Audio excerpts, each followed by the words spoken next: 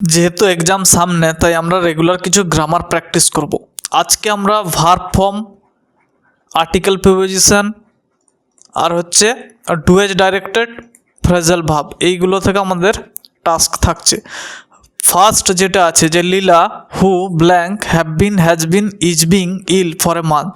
পুরো ঘটনাটা যদি আমরা দেখি বা পুরো সেন্টেন্সটা যদি দেখি, আমরা বুঝতে পারছি যে একটা ঘটনা অনেক দিন ধরে চলেছে, যে লীলার অসুস্থ হওয়াটা এখনও সেরে যায়নি। তো এখানে পরিষ্কার বোঝা যাচ্ছে যে প্রেজেন্ট পারফেক্ট কন্টিনিউয়াস টেন্সে। Leela has been ill for a month, আরও আমরা জানি যে ফর বা সিন্স হয় প্রেজেন্ট পারফেক্ট কন্টিনিউয়াস টেন্সে। স্ট্রাকচারটা কেমন হয়? সাবজেক্ট হয়, হ্যাজ বিন বা হ্যাভ বিন হয়, তারপরে ভার্বের শেষে আইএনজি বসে। কিন্তু এখানে হ্যাজ বিন হয়েছে যেহেতু এটা মূল ভাব বা মেন ভাব হিসেবে কাজ করছে।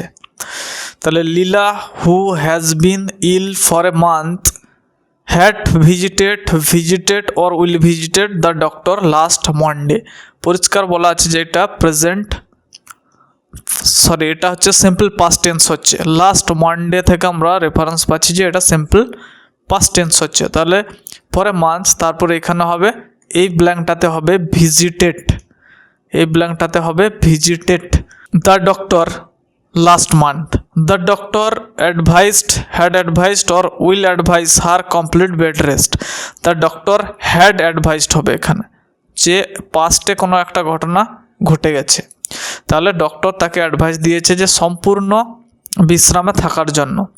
এইটা আছে আর্টিকেল প্রিপোজিশন থেকে। Most people are fond blank mystery stories, যে বেশিরভাগ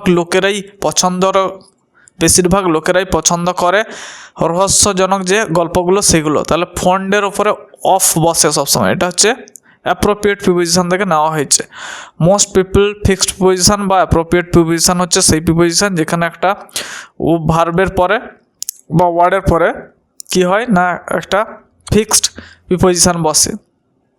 ফন্ড অফ, ব্লাইন্ড টু, এরকম টাইপের হয়। তাহলে most people are fond of mystery stories, they find an extra.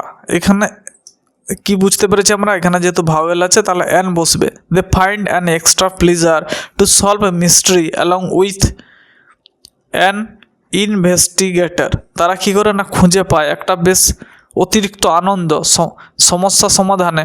কার? না ওই মিস্ট্রিগুলির বা ওই রহস্যগুলির। কার সাথে? না একটা ইনভেস্টিগেটর বা তদন্ত করে যে তাদের সাথে। এবারে আছে ডুয়েজ ডাইরেক্টেড। স্বামীজ father said dress up and go. এটা হচ্ছে ন্যারেশন চেঞ্জ করতে হবে। তাহলে আমরা এখানে দেখতে পাচ্ছি এটা হচ্ছে রিপোর্টিং ভার্ব সেট, যেটা হচ্ছে সিম্পল পাস্ট টেন্সে আছে, আর এটা হচ্ছে রিপোর্টেড স্পিচ যেটা হচ্ছে প্রেজেন্ট টেন্সে আছে। তাহলে দুটো মিলে আমাদের কি কেমন অ্যান্সারটা হবে দেখো। তাহলে অ্যান্সারটা হবে এরকম যে স্বামীজ ফাদার আস্কড বা অর্ডার্ড, কাকে অর্ডার করলো? না স্বামীকে। তাহলে Swami's father's ordered two dress and go, two dress up and গো। পরিষ্কার বোঝা যাচ্ছে যে এটা পুরোটা সিম্পল পাস্টে হবে এবং এটা ইনফিনিটিভ যোগ করে আমরা করব। যেহেতু অর্ডার করেছে, কি অর্ডার করেছে না ড্রেস আপ হতে বলেছে, ড্রেস পরতে বলেছে এবং যাওয়ার জন্য অর্ডার করেছে। তাহলে Swami's father order to dress up and go. Just আমরা সেটার জায়গায় বসাবো অর্ডার, তারপর টু বসাবো, যা আছে অ্যাজ ইট ইজ হবে। বোঝা গেছে? The poor man carried a heavy load, এটা হচ্ছে ভয়েস চেঞ্জে। তাহলে এটা ভয়েস চেঞ্জ থাকলে আমরা কেমন করে করি না, আমরা দেখবো আগে ভাব ফর্মটা কেমন আছে। না এটা আছে পাস্ট টেন্সে আর এটা হচ্ছে অবজেক্ট। তাহলে এটা প্রথমে চলে আসবে। তাহলে a heavy load was carried, a heavy load was carried কার দ্বারা? না বাই দি পোর ম্যান। এটা খুবই সহজ। A heavy load was carried by the poor man. আমরা জানি পাস্ট টেন্সে থাকলে ওয়াজ আসে, অবজেক্টের পরে ওয়াজ আসে, তারপরে ম্যান ভার্বের থার্ড ফর্ম হয়, বাই বসে, তারপরে যেটা সাবজেক্ট আছে সেটা অবজেক্ট হয়ে যায়। তাহলে a heavy load was carried by the poor man. Next আছে milk is the most nourishing food. এটা হচ্ছে ডিগ্রি চেঞ্জ করতে বলা হয়েছে, আমরা পজিটিভ ডিগ্রিতে নিয়ে যাব। তাহলে আমরা জানি যে দি মোস্ট থাকলে ওয়ান অফ দ্য নয়, শুধু দি মোস্ট থাকলে নো আদার দিয়ে পজিটিভ ডিগ্রিতে যায়, তাহলে হবে no other food is as nourishing as milk. বোঝা গেল যে যখনই দি মোস্ট দিয়ে থাকবে, এখানে ওয়ান অফ দ্য থাকছে না, তখন আমরা আনবো প্রথমে নো আদার, তারপরে যেটা আছে সেটা বসাবো অবজেক্টটাকে ফুড, তারপরে ইজ আসে যেরকম টেন্স থাকবে সেরকম বসবে, তারপরে অ্যাজ থাকবে, মাঝখানে যেই অ্যাডজেক্টিভ ফর্মটা আছে সেটা বসে যাবে। তাহলে no other food is as nourishing as milk. এবার যদি এটা milk is one of the most nourishing food যদি থাকতো, তাহলে কি হতো এটা? তাহলে হতো যে ভেরি ফিউ দিয়ে শুরু হতো, ভেরি ফিউ ফুডস আর হতো, very few food are as nourishing as milk. তাহলে এখানে পার্থক্যটা বোঝো, যখনই দি মোস্ট থাকছে, অনলি দি মোস্ট থাকবে তখন নো আদার আসবে, তারপর যেরকম স্ট্রাকচার বললাম সেরকম হবে।